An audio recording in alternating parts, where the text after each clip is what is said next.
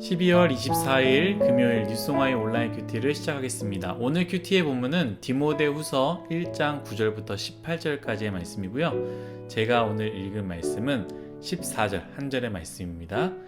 우리 안에 거하시는 성령으로 말미암아 내게 부탁한 아름다운 것을 지키라. 아멘. 오늘 여러분들과 함께 나눌 큐티의 제목은 진짜 아름다움 고난받으신 예수 그리스도, 진짜 아름다움 고난받으신 예수 그리스도입니다. 샬롬, 요한계시록이 잘 마무리되고 어제부터 디모데 후서를 시작하게 되었습니다. 디모데 전서랑 후서랑은 굉장히 분위기가 많이 다른데요. 전서는 에베소 교회에서 요청이 있었다고 했습니다. 그 교회에 어려움이 있기에 바울에게 요청했고 그 도움을 해결하기 위해 디모데를 보냈습니다. 그리고 나서 바울은 디모데에게 편지를 써서 그 어려움을 어떻게 해결하라고 일러준 책이 디모데 전서라면, 후서는 조금 분위기가 다릅니다. 후서는 일단 시간이 어느 정도 흘렀고요. 디모데에게도 참 어려웠던 시기인 것 같습니다. 왜냐하면 상황이 나아지지 않았기 때문이죠.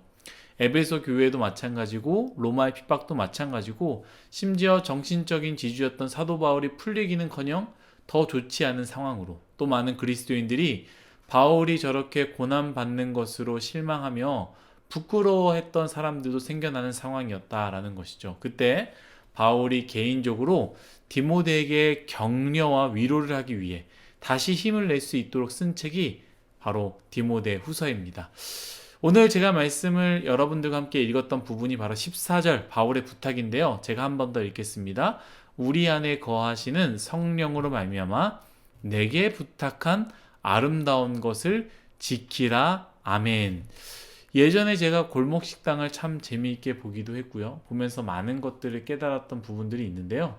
제가 제일 손바닥을 치며 생각했던 것 두 가지가 있어요. 첫 번째, 아무리 비법이 있어도, 괜찮은 양념장이나 혹은 맛있는 특별한 음식이 있어도요, 사장님이 마음을 갖고 부지런하게 일하지 않으면 아무 소용이 없다라는 것이죠. 분명하게 이렇게만 장사하면 잘 될 거고 많은 사람이 오는데, 다 배워도 시간이 지나면 사람들은, 그 사장님들은 다 변하게 됩니다. 귀찮으니 안 하게 되고요. 또 소중하게 해야 되는 하나하나의 그런 것들을 내려놓고 안 하고 띄엄띄엄 넘어가다 보면서 이 10명 중 9명이 변하는 모습을 보게 되었거든요. 그리고 결국에는 장사가 다시 또 안 되게 되는 것을 보게 됩니다. 비법의 문제가 아니죠. 결국 사람의 문제입니다. 두 번째 깨달았다는 것은 무엇이냐? 나만 좋아해서는 안 된다라는 거예요. 사장님 혼자서 이건 참 좋다, 이건 참 좋다 라고만 생각해서는 안 된다라는 거예요.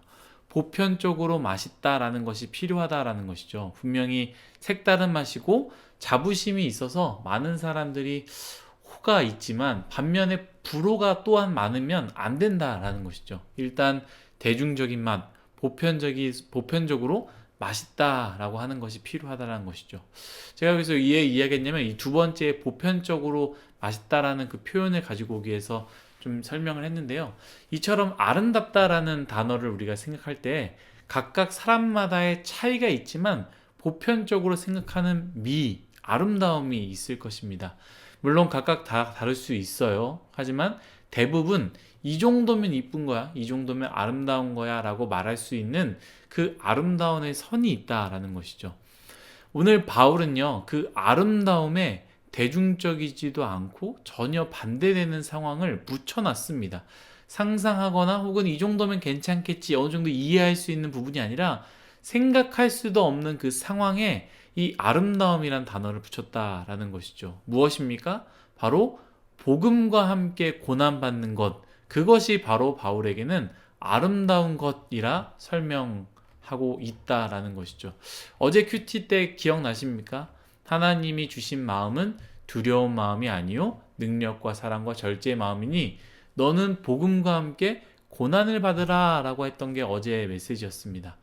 세상은 아름답다, 보편적으로 아름답다, 대중적으로 아름답다라는 것은 아마도 편한 것, 좋은 것, 값비싼 것, 이것이 바로 아름답다라고 생각하지요. 그런데 오늘 바울은요, 디모데에게 분명히 말합니다. 아름다운 것을 힘써 지키라. 곧 복음과 함께 고난을 받으라. 고난받는 것을 잘 견뎌라.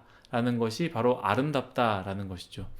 고난에 아름답다라고 생각하는 사람들이 어디에 있겠습니까? 고난, 불편함이죠.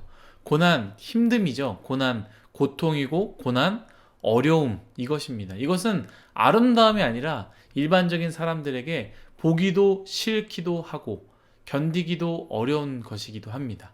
그래서 오늘 말씀 뒷부분에 바울을 버리고 간 사람들의 명단이 나오지 않습니까? 어떤 사람들입니까? 바울이 말한 그 아름다움을 버리고 간 사람들입니다. 그 아름다움을 지키지 못한 사람들이에요. 복음과 함께 고난받기를 포기한 사람들, 오히려 세상에서 말하는 세속적인 아름다움을 위해 반대로 달려간 사람들이 바로 그러한 사람들이다라는 것이죠. 그렇다면 바울은 왜 이것을 아름답다라고 했을까? 제가 좀 묵상을 해볼 때에 예전 시편 큐티가 떠올랐습니다. 기억나시는 분이 있으려나 잘 모르겠습니다. 시편 큐티에 다윗이 진짜 하나님의 귀하심을 알았을 때, 진짜 소중한 것, 진짜 하나님을 만났을 때 다윗 또한 무엇이 아름답고 무엇이 소중한 것인지를 분명히 알았다라고 하지 않았습니까? 이처럼 바울 또한 예수 그리스도를 만났습니다. 언제 만났습니까? 다메섹 도상에서 두 눈으로 볼 수 없었던 밝은 빛으로 찾아오신 예수님을 만났고요. 또한 수많은 환상을 통하여서 진짜 예수 그리스도를 보았을 때 바울은 그때 깨달았다는 것이죠. 무엇이요? 무엇이 진짜 아름다운 것인지. 오히려 대중적인 아름다움은 다 썩어질 것이라 알았기에 바울은 자신이 가지고 있는 모든 능력, 많은 사람들이 갖고 싶어하고 부러워할 만한 진짜 그 사람들이 저건 정말 아름답다라고 말하는 그러한 것들을 바울은 오히려 배설물로 여겼다라고 말했습니다. 사랑하는 뉴스공화 여러분, 우리는 무엇을 아름답다라고 하고 있습니까? 여러분들은 무엇이 정말로 아름답다라고 생각하십니까? 이쁜 얼굴 아름답죠. 아름다운 몸매 아름답습니다. 비싼 옷과 가방, 샤넬과 같은 좋은 명품을 볼 때 진짜 아름다울 수 있습니다.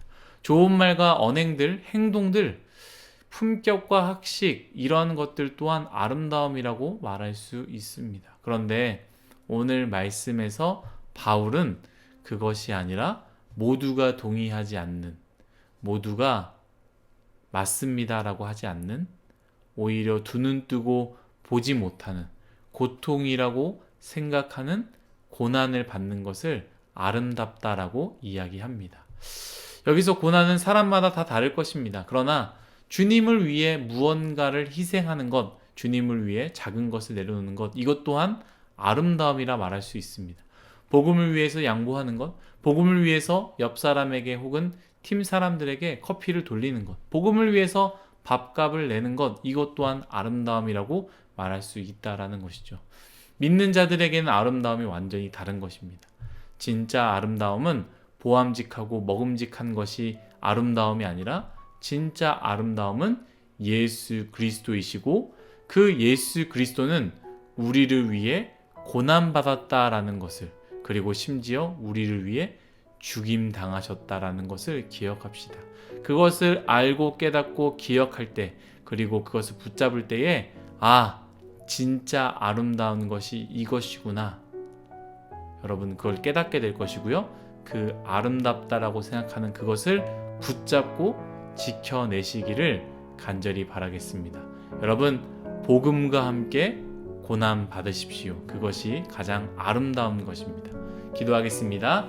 신실하신 하나님 감사합니다. 모든 것이 다 하나님의 은혜임을 고백합니다. 주님, 우리에게 아름다운 것이 무엇입니까? 세상 사람들이 말하는 훌륭한 것, 정말로 그 아름답다라고 하는 것, 값비싼 것, 가치 있는 것, 그것이 아름다움이 아니라 오늘 말씀을 통해 우리에게 주셨던 말씀, 고난받으신 예수 그리스도, 죽임당하신 예수 그리스도, 우리의 두 눈으로 차마 보고 싶지 않은 그 예수 그리스도 자체가 아름다우심을 우리가 기억하며 그분을 위해 사는 것이 아름다운 것임을 우리가 믿고 나아가며 붙잡는 인생 되게 하여 주옵소서.